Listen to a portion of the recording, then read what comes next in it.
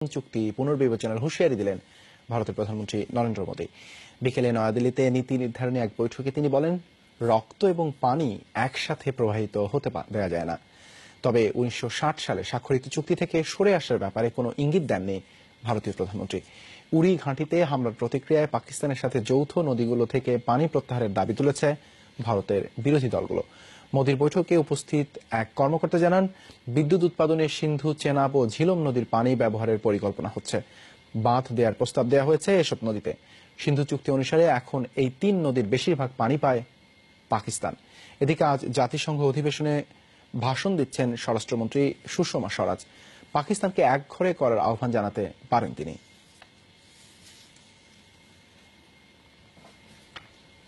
পাক ভারত উত্তেজনায় নতুন মাত্রা যোগ করেছে রাশিয়ার ভূমিকা। ভারত যুক্তরাষ্ট্র ঘনিষ্ঠ সম্পর্ক হয়তো ভাবিয়ে তুলেছে তাদের। শনিবার থেকে পাকিস্তানের যৌথ মহড়ায় অংশ নিয়েছে রাশিয়ার 100 সেনা।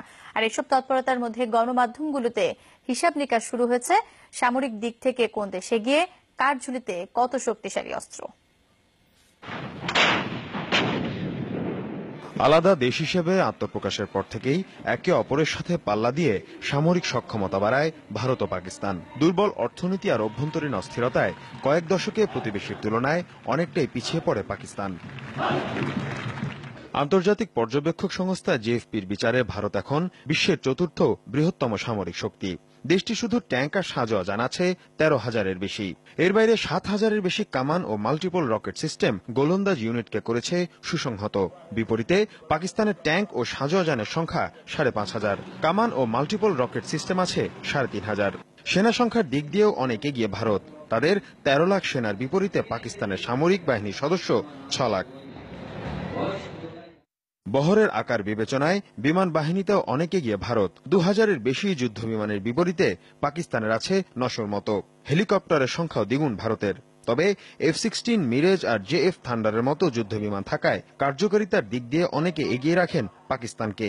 এই দুর্বলতা কাটাতেই চলতি সপ্তাহে ফ্রান্সের কাছ থেকে 36টি রাফাল কেনার চুক্তি করেছে ভারত।